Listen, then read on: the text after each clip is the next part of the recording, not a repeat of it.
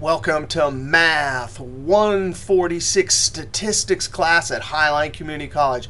In this video, we're going to talk about how to use Excel 2013 for descriptive statistics. And we're going to use pivot tables and charts, these amazing features in Excel, to do what takes by hand 20, 30 minutes in just a few minutes using Excel. Now, if you want to download this file name and follow along so you can practice as you're watching the video, click on the link below the video. And when you click on that link, be sure to go to the very bottom of the page in the other section, and there's the file. You can download it. Now, here are our topics, but we're immediately going to start off with an example. We're going to go over to the sheet Data Analysis, and I'm going to click with my mouse on Data Analysis. Now, here's a data set, and these are customers' preferences for phone type. We went out and took a sample size, n equals 600. Now, in your math class, they give you data like this, but they don't give you raw data with 600 records because you couldn't possibly do it by hand. But out in the working world, that's what you're going to be given. But check this out. Here's tabular form, frequency distribution. We have exactly one listing of each phone, and there's the count. We can immediately see that 166, that's the most of all of these phones. And then we also want to be able to take that frequency distribution and articulate it visually using a chart. Now, this whole process here in our textbook they call it descriptive statistics. That means raw data summarized and presented either in tabular, graphical, or numerical. Hey, but the more general term is data analysis. And all that means, it sounds fancy, but all it is, hey, I'm going to take some raw data, lots of customer preferences, and organize it into useful information for decision making. So in this example here, we're given all this data here, and all we want to know is the popularity of each phone. For us, that's the useful information. Raw data, tabular, graphical. Now let's go and do this example and see the amazing power of Excel. Before we go over to phone data, though, we need to click on Proper Data Set and define what a proper data set is. Proper data set, 1, 2, 3, 4. Now, there's two different data sets here. Hey, here's our example, phone purchases. Rule number 1, you have to have a name at the top of the column that says what sort of data is in this column. Phone purchases. Hey, that's a good name. Each one of these is a preference from a customer. But look at this data set over here. We have many columns. Now, this data set is a sample of 200 transactions from a Boomerang website. Each one of these represents a sales transaction. So you can imagine for one sales transaction, well, we have to know the price, the units, the amount, the product. And this is a Boomerang product, so these are Boomerang names.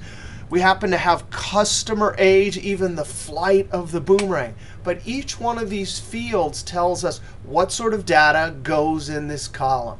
So column headers, field names, variables. Those are all synonyms. You can call this column header, field, or variable. Now, number 2, you have to have records or observations in row. Each one of these is a sales transaction. Each one of these is a customer's preference. Number 3, no empty field names. If you highlight these, and I'm going to hit delete, if you try to do a pivot table without field names at the top, you can't do it. You have to know which columns you're going to analyze and look at. Now, I'm going to undo that delete with Control-Z. And you want to try not to have empty cells inside the data set. So number 3, no empty field names, but try not to have empty cells in the table. And most importantly for Excel, you have to have empty cells all the way around. Actually, I have a little teeny thin column right here. So you have to have empty cells all the way around the data set. So if I had to come all the way over here like that, as long as you have those empty cells, you can use the pivot table. The thing you want to avoid is you don't want to like put a rogue note off to the side here. I'm going to click Escape. And that's it. 1, 2, 3, 4. Now let's go look at the amazing pivot table and charting feature in Excel. We're going to start on the sheet Phone Data. Now I have some notes up here for what we're going to do, the steps to create a pivot table. Now here's our data set. And let's just go back over here and remind ourselves. A data set with 600 rows of customer preferences. And we need to quickly get a unique list and then count with frequencies. So let's see how to do this. Now I want to show you how to jump to the bottom of the data set, because this is a big data set. So I'm clicking in cell A17, and I'm going to use the keyboard Control down arrow. Instantly you can see, wow, 600 records. I can use Control up arrow to jump all the way back up. All right, now we have our proper data set, empty cells all the way around, field name at the top, records and rows. Click in a single cell and then go up to Insert Pivot Table. What you don't want to do is have your cursor out here, because then the pivot table feature won't work. And you don't want to have just a few of the cells highlighted, because if you click on Insert Pivot Table, it'll try to make it from just that. So you click in a single cell, Insert Pivot Table. It knows exactly the data set because we have empty cells all the way around. The only thing we have to do in this dialog box is say, hey, do I want it on a new sheet or this existing sheet? I'm going to click Existing Sheet, click in Location, and I'm going to click in cell C16. When I click OK, instantly I get what's called a field list. Pivot table fields. Now we only have one, so there's only one. But watch down here. Rows, columns. That's where you can drag your field to get a unique list. And then values, that's where you drag a field to do counting. So watch this. This is simply amazing. In fact, I'm going to grab the pivot table with my drag cursor. I'm going to click and move it so we can get even closer. And watch this. I'm going to drag the phone. Now you can check, and they suggest here that you can check, but a lot of times it'll jump to the wrong place. So I like to click and drag. Now notice it says no, no, no. If I'm over here, it says no. It's not until you get down to columns that you see that blue, or we want rows. Instantly when I drop it, there's a unique list.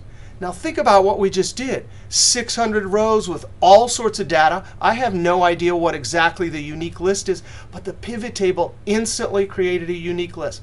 Now, with our unique list down in the rows, we grab our phone purchases field, and when we drag it down to values, because it's text, instantly it's programmed to count. And it reminds you, it says count of phone purchases. Now, I don't like these labels in terms of a report. That's not useful information. So I'm going to click in that cell and type phones, tab to get to cell D16. And I'm going to type frequency. By the way, this count of phone purchases, that's a perfectly fine label. But hey, we're doing frequency distribution. So I'm going to type frequency and enter. I do want to come up between D column and E column. And when I see my cursor, I want to click and drag to make the column width a little bit smaller. Now notice that the field list is sitting right here. As soon as I click outside of the pivot table, the field list goes away. If I click back in there, instantly it jumps back. I'm going to click outside. Now we can clearly see Samsung is the most with 166. Apple iPhone 6 is second with 130. But we want to visually articulate this whole frequency distribution with a chart. So I click inside the table, insert. Now we're going to use a column chart, which is oftentimes the best chart to use when you have qualitative or categorical data and you're doing a frequency distribution. So I'm going to click the little drop down there, boop, and I'm going to use the two-dimensional. Three-dimensional tend to be just a little bit too fancy, bordering on chart junk. So I'm going to stick with the 2D. All right, now I want to come here and close this. We don't need to move the fields anymore. Now, when you build a chart from a pivot table, it has these buttons here, which are actually quite nice. You can do things like filter. But I want to hide them, so I'm going to right-click and say Hide All Field Buttons on the chart. Now, we want to look at this chart. The most important rule for charting is no chart junk. Now, chart junk could come from like having that 3D shape when you don't really need it. But it can also come from unnecessary repetition. And I don't need this, so I'm going to click on that legend and use the delete key to delete it. Now, moving a chart can sometimes be tricky. If you start clicking around inside the chart, the different elements are selected. To move it, you want to make sure and select the outside. And when you see that cursor right there is the move cursor, you can click and drag. Now, our goal is to articulate a message and not have any chart junk. It doesn't look like there's any chart junk, but that's not a very descriptive title. I'm going to click on the title, and I see a solid line. I'm just going to start typing. You can see as I'm typing, the words are appearing up in the formula bar. So phone preferences, sample size equals 600. Now, when I see my text up there, I hit Enter, and instantly it gets registered as a chart title. Now, that's a pretty nice chart right there. Frequency distribution, quickly articulate the same information, but as a chart. We immediately can see the tallest one, that's Samsung Galaxy Note 4. Now, this isn't the only way we can make a column chart. I'm going to click on the outside edge and use Control-C to copy. Then I'm going to click down right below and Control-V. Now, I want to change this up a little bit. Now, I want to click on the columns. And we want to open up a task pane to allow us to change the colors. You can right-click and point to Format Data Series, or you can use the keyboard Control-1. And instantly, either way you do it, I'm going to scroll the horizontal arrow here. We see our task pane for changing the columns. I want to come over to the Paint bucket, Fill. And down here, I want to say Vary Colors by Point. Now, there's 3 options here. Each one gives you some different options. These are the columns. Now, gap width. This is categorical or qualitative data. We never want to do this. That will be reserved for histograms when we have continuous quantitative data. But you can change the gap width a little bit. Maybe you like it a little bit thicker like that. Now let's come over here, and I want to talk about this green plus. This has some amazing things that we can add. And actually, earlier versions of Excel, it was much more difficult to add these things, like data labels. And look at that. Instantly at the top, we have our frequency count. Now, what's the problem with the chart? Well, now there's unnecessary repetition. So if you like the numbers at the top, and I kind of do in this case, you got to come over to the axis, and the keyboard for delete is delete. So this chart, as compared to this one up here, it's a little bit more colorful, and it has the numbers right at the top. Still, one other way to do this, I'm going to click Control-C to copy. And then below, I'm going to Control-V. Now, this is a column chart. And in general and statistics class, we stick to column or pie charts. Now, research shows that people can interpret the differences between column heights better than they can with a pie chart. There's one other option. This is a column. In Excel, they call it column. We could also switch this on to a side so the bars are horizontal, and that's called in Excel a bar chart. So I want you to right-click somewhere in the white area. Ooh, that's hard to see. I'm going to right-click and point to Change Chart Type. Here's our chart types over here. I'm going to select bar, and instantly it's horizontal. Click OK. This is another option. Now, the difference between column and bar, I'm going to try and scroll so you can see on the screen. And I'm going to come up and close this. Now, the difference between the column and the bar, sometimes the bar will emphasize the differences between the heights more forcefully than the column will. The other thing about the bar is sometimes it shows longer labels on one line, and that's a neater chart than a bunch of wrapped lines. Nevertheless, we have, in essence, a column or bar. They both are going to be effective ways to go from a frequency distribution counting qualitative or categorical data. 1, 2, 3. Now we want to go look at our next example on the sheet hospital data. Click on the sheet hospital data. Now here we have hospital preferences from a survey. Virginia Mason, UW, Swedish, Group Health Cooperative. So a bunch of survey results. And we want to do the same thing, a frequency distribution. But this time, we're going to do a percent frequency distribution and create a pie chart. Hey, here's our proper data set. Click in a single cell, insert, pivot table. We're actually going to put this on a new worksheet, so I can simply click OK. And instantly, I have sheet 3. That's not a very good name, so I'm going to double click that sheet 3 and call this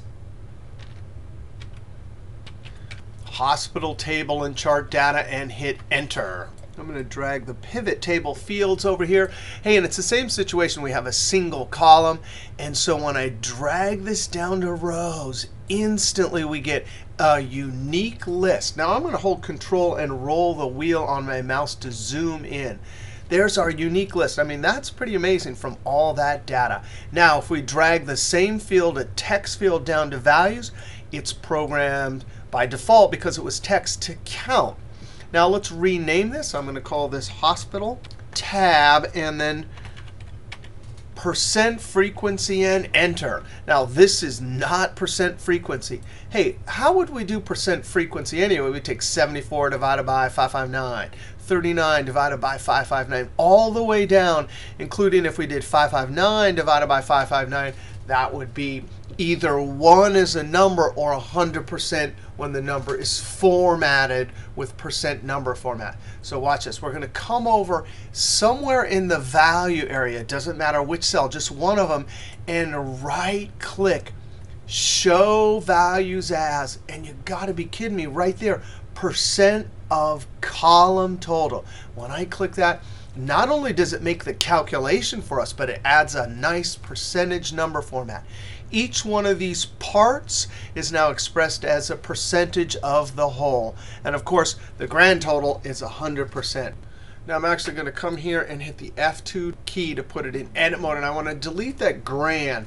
Grand total is a word that the pivot table uses because oftentimes you can have many columns or fields drop down into the row areas. And all I want it to say is total. Now we have our percent frequency. Now we can make a pie chart. I'm going to click in a single cell, go up to Insert. And here's the drop down for pie.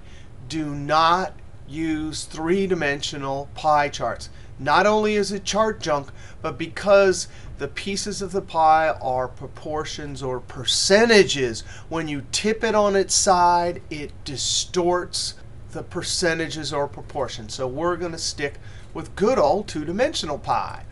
All right, I'm going to close this field list here. Come over, right-click, hide all field buttons. I want to come over, let's move the chart. And I'm going to resize it. I'm going to point to the corner, and when I see that diagonal arrow, I'm going to click and drag. Now I want to come over to the plus, and I'm going to open up the task pane by pointing. I'm not clicking, pointing to data labels. And when I get to that arrow, I click and drop down to more options. And when I click it, it opens up the task pane right to where I want. Now what we want is to select category name. The category name and value. Look at that. Now right next to each pie piece, we have the name and the percentage. We also want to come down here, and these labels, some are on the inside, some are on the outside. So I'm going to select outside end. All right, now we can close this. If we need to open it later, we can. And now we're looking at our chart. Is there any chart junk? Well, yeah, you don't want Eastern there and over here. So the legend, I'm going to select it and delete. Now actually, we could add a title up here, and then we'll figure out if these are all in the right position. So I'm going to click up there and type hospital preferences in Seattle area, n equals 559. When I hit Enter, boom, it shows up in the chart. Now that's way too big. With the title selected as a solid line, I can come up to Home, click the drop down, and I'm going to select maybe 10 font size. Now these look a little bit crowded, and we want to learn a cool trick. I'm going to select the pie, right-click, Format Data Series, or you can use the keyboard with the pie selected, Control-1, and that opens up the task pane. Now we don't want to pie explode. That's kind of chart junk. But watch this. We can use this up arrow to move the pie pieces. and I'm watching as it goes around, and I'm going to try and pick kind of the one that looks the least crowded. Look at that. That one's looking pretty good there. So we have our percent frequency distribution and our chart. I'm going to close the data series here. Move this over to the side. Actually, watch this. I'm going to use, see, I'm moving it with my move cursor on the edge. But now I'm going to hold the Alt key. And well, the Alt key allows us to drag and drop exactly in line with a column. So I'm going to line it up right with D. Now I want to click outside the chart, and I want to look at how this looks when it prints. So I'm going to use the keyboard Control P. Now, Control P opens up the print dialog box, but look at this. Ever since Excel 2010, we also get print preview, which is great, because now if it's not looking good, I don't have to print it out and waste paper and then come back and fix it. I can see it right here. Now, down here is page setup. I'm going to click on page setup because I'm thinking I'd like to show it as landscape and maybe increase the size to 125%. This is in the page setup dialog box page tab. We can come over to margins. I'm going to select horizontal so it'd be centered on the page. Over to header and footer. I don't need to get real fancy here, but there's nothing in the header, nothing in the footer. There's some built-in footers. If you see something you like, I don't, escape. I'm going to come to custom footer.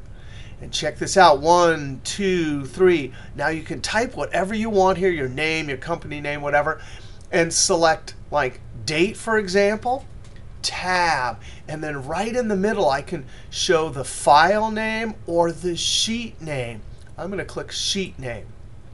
Actually, you know what? I don't think I want that. I'm going to highlight that and delete and hit tab. I'm thinking I want something on the left and something on the right, so I'll actually put the sheet tab name there. Then the printout will be more balanced. Now I'm going to click OK. Now I'm going to click OK.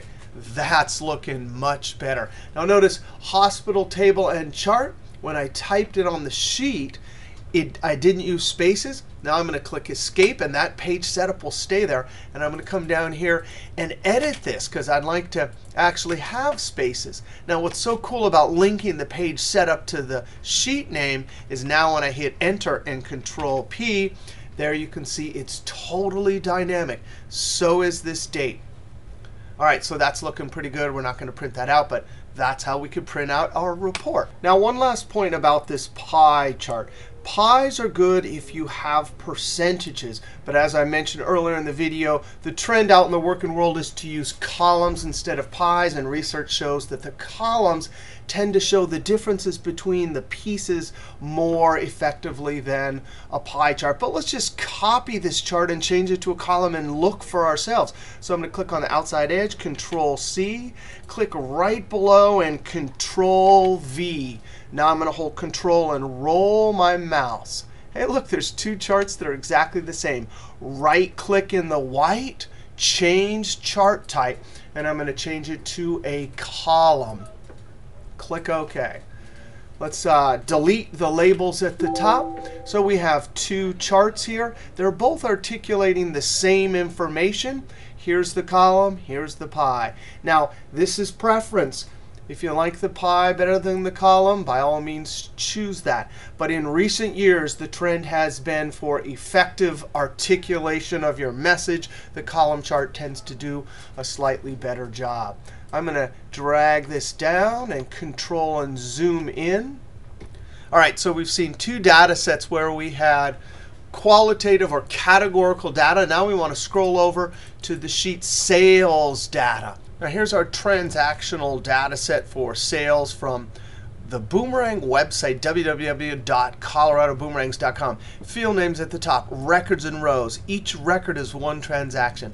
Our goal here is to create two histograms. We want to, from the customer age, calculate how many people in each age group bought boomerangs. And then we want to do a second frequency distribution in histogram where we count the number of sales that fall into sales categories like $0 to $25, $25 to $50. Now, one thing about this data set is we have customer age and amount of transaction. Both of these are continuous quantitative variables. But notice this shows up in our data set as an integer, and this shows up as a decimal. Well, when we use the pivot table to group into our age categories and our sales amount categories, the pivot table will treat an integer differently than it will treat a decimal. And we will look at that in great detail. Hey, our first frequency distribution and then histogram is going to be based on customer age. Now, there's lots of fields in this data set, but for this first table and chart, we're just going to use one field. We still have our rule. Click in a single cell, go up to Insert, Pivot Table. We want to put it on a new sheet, which is the default, so I click OK. Now I want to name the sheet. I'm going to double click this and call this, I called it Age Boom for Boomerang, Purchase Information, and Enter. Now, we're interested in the age field, so I'm going to scroll down. There's lots of fields here. We can use as many as we want or as few as we want. We simply want to take age. Now, remember, when you drag a field down to rows, what does it immediately give you? A unique list. If we dragged age down to values, it would count how many 18-year-olds, how many 19-year-olds, how many 20-year-olds we sold boomerangs to. But what we're going to do is we're going to group. And here's how you do it. Right-click, Group. This dialog box is super polite. It finds the smallest age and the oldest age. And then it asks for grouping by what amount. Now, in your Math 146 and in the Business 210 I teach, we teach you how to calculate what's called the interval or class width. And you go through a bunch of steps. This video is not about that. We already know that our starting age is going to be 16. Our maximum age, it doesn't matter because the increment will set. And we've already determined that the increment is 7. So once you know the starting and the increment, that's all you have to do. Right-click Group, click OK, and you got to be kidding me. Look at that. Age 16 to 22, age 23 to 29. And now when I drag the age, now normally a number field drop down to values will default to adding. But anytime you group a number like this, it'll always default to count because they designed it so that we could make frequency distributions easy. Now I'm going to come over here and call this Age Category, Tab, Frequency, and Enter. That's pretty amazing. Now, as we look through here, what it means is 49 people who were aged 23 to 29 purchased boomerangs from our sample. 23 were in the age 58 to 64, 6 in the age 65 to 71. Now, we have our frequency distribution. We can go up and create a histogram, insert, column, and we're going to do a column chart. Now, let's go ahead and close this field list.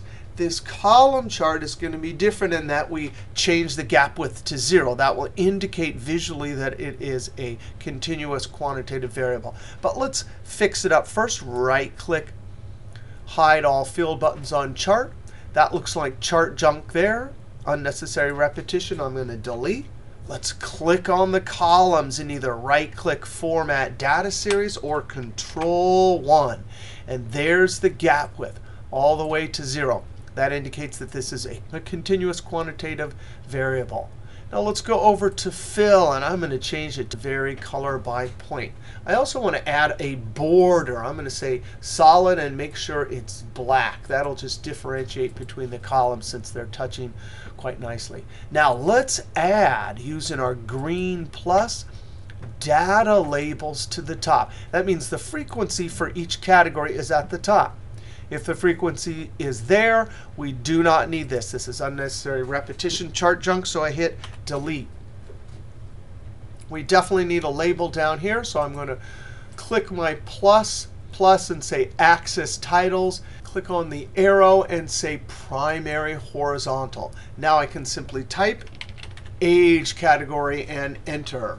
Now we need a good title. Click on the title and start typing.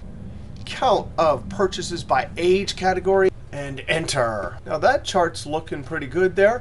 Hey, you know, these horizontal lines are called grid lines, and they do help to line up and compare the column totals, but I don't think we really need them. You can click on those And you want to make sure and not click on the outside edge, but make sure you see the little dots on each line and then hit delete. That kind of cleans it up a bit.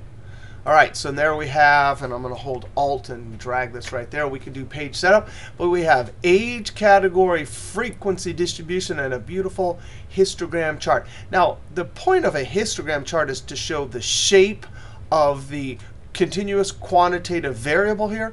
And notice it kind of seems like it's up or down all over the place. But think about this. If you're selling boomerangs at this website, well, it's clear that the younger categories have the most, and 23 to 29 has the most of all of them. But notice they're kind of up and down all the way across ages. And that's not so bad if you're selling a product. So the shape of this data is pretty good. Now we want to go back to our sales data on this sheet, and we want to do our second frequency distribution in histogram based on the amount of the transaction. This is the total sales amount. So I click in a single cell, insert, pivot table, on a new sheet. So I click OK.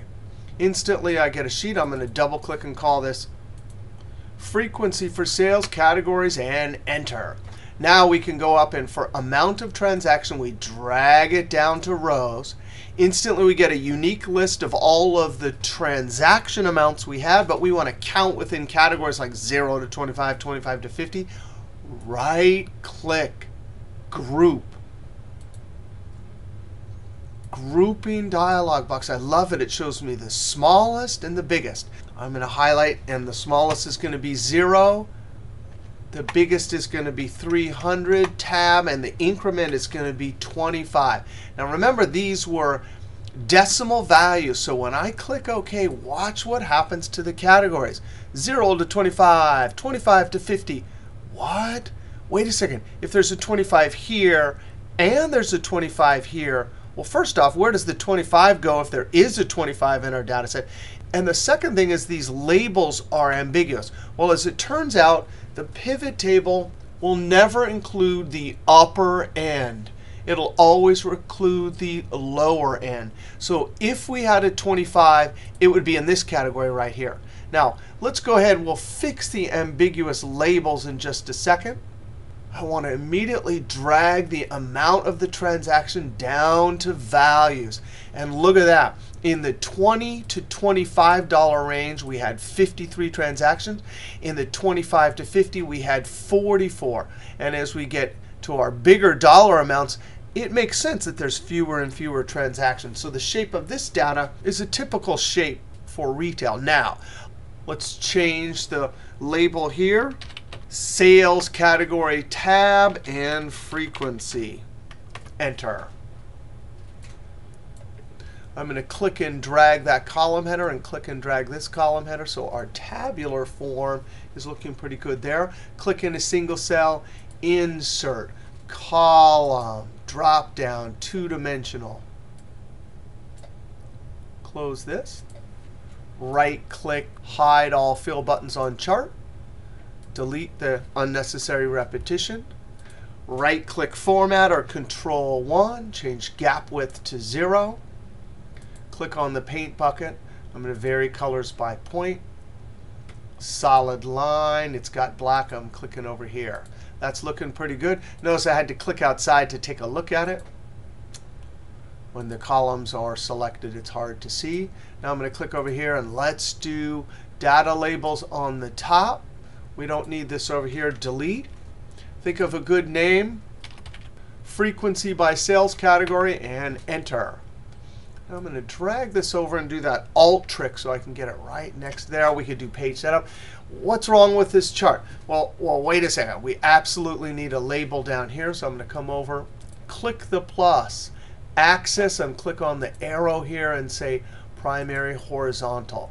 Now I'm going to type sales category, and enter. Now, these labels are ambiguous, so I want to fix this. And really, with a pivot table, we could go manually to each one and change the dash to some text like up to, which is a standardized way of saying 0 up to 25, 25 up to 50. But we got to think about computer tricks here, because I don't want to do it manually, we can use the find and replace feature. Highlight all of the cells, and I want to replace the dash with the words up to. Home. Over to find and select and replace. You got to be kidding. By the way, this works in basically all programs. And what do I want to find? I'm going to click in the find what, and what do I want to find? A dash. And what do I want to replace it with? I'm going to be careful and type a space, up, space, to, space. So I want it to be easy to read. I don't want the dash touching the numbers, so that's why I put spaces on either side and in between also. Now when I click replace all, that's a lot faster than having to do it manually. Click OK. Click close. Oh, that's much better. So there is our second histogram. And the shape of the data for most retailing where you're selling things, it's the case that most of the early columns are the taller ones. And as you get out to the more expensive categories, fewer transactions occurred. All right, now I want to go back over to the sales data. And the last topic is this. And I'm going to close this format shape. Earlier, when we had a categorical or qualitative variable like region or payment method or product name, we simply dragged it to the row and counted. But what if you wanted to see product name in the row and region in the column? That would be a typical cross-tabulated table. That's where you're counting the frequency based on two conditions or criteria. Now, doing it by hand, again, would be torture. But with a pivot table, it's easy as a few clicks. Now, I'm going to click in a single cell, insert, pivot table. I'm going to put it on a new sheet, click OK. And double click and call this cross tab and enter. Now watch this. We're going to drag the product down to the rows. Instantly, we get a unique list. Those are all the boomerangs that we sell. Now I'm going to drag region over to columns. Instantly, I get a unique list. For this sales transaction data, we categorize the regions as East, Midwest, South, and West. And now I can drag any one of these fields. I'm going to drag product down to values. And instantly, there we get our count. Now, I want to change the name up here. This is frequency, so I'm just going to type frequency. Enter. This is going to be boomerang name or product. And then over here, I'm going to type region. Now I can change the column widths. I'm going to highlight. I want all of these to be uniform. So watch this. I'm going to click B all the way to F. Pick the biggest one, which it looks like is grand total. And click and drag just a little bit. So now we have a unified table. And just like that, we get a cross-tabulated. Now, what does that mean? That just means we're counting here. This was a frequency calculation. It means in the Midwest, selling the Carlota product, we sold 14. Over in the West, for delicate arch product, we sold 12. Over here, this is a straight frequency distribution. We sold 43 aspens, 20 bellin. So this is actually a frequency distribution for the product. And look at this. It's like a 3-in-1 chart. Here's the frequency distribution for product. Here's the frequency distribution if we'd run just the region.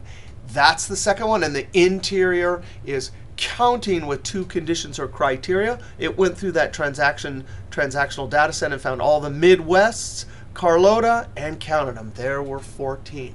Now, the beauty of this chart is that it is such a common way of summarizing data that when you go up to Insert, Chart, Column, click on it, it makes a beautiful chart that is ready to go just after one click. Now, we could remove these, but I'm going to leave them here this time. Frequency, that's labeling that. This product, that's labeling the axis here. And here's the legend. Not only that, but we could leave it and we can come over and filter if we wanted to just say, look at the East, boom, just like that. If we wanted to unfilter, boom. So cross-tabulation. two variables, one in the column header, one in the row header. Intersecting is a count with two conditions or criteria, and a column chart based on that. Wow, we did a lot in this video. We did cross tabulation. Over on this sheet, we did a histogram and grouping by a certain increment to create our frequency distribution for a continuous quantitative variable. In this case, it was revenue or sales. Over here, we did histogram and frequency distribution, and we grouped by age. Scrolling over, clicking on hospital table and chart, we had a categorical or qualitative variable. We built a percent frequency distribution and did a pie chart. Over here on the sheet phone data, we had our categorical variable phones. We did a frequency distribution, and we did variations for column and bar charts. All right, Math 146 class. If you go all the way to the end, scroll all the way to the end here. I'm clicking, clicking, clicking. There's some homework problems. There's the yellow instructions. There's the data set. Now, for each one of these homeworks, I have an answer here so you can check your work after you're done. Don't click on it and look at it until after you've completed. And the answer I did is not necessarily the only way to do it. But you have homework 2, homework 3, and even homework 4. All right, have fun with Excel 2013 doing descriptive statistics and data analysis. We'll see you next video.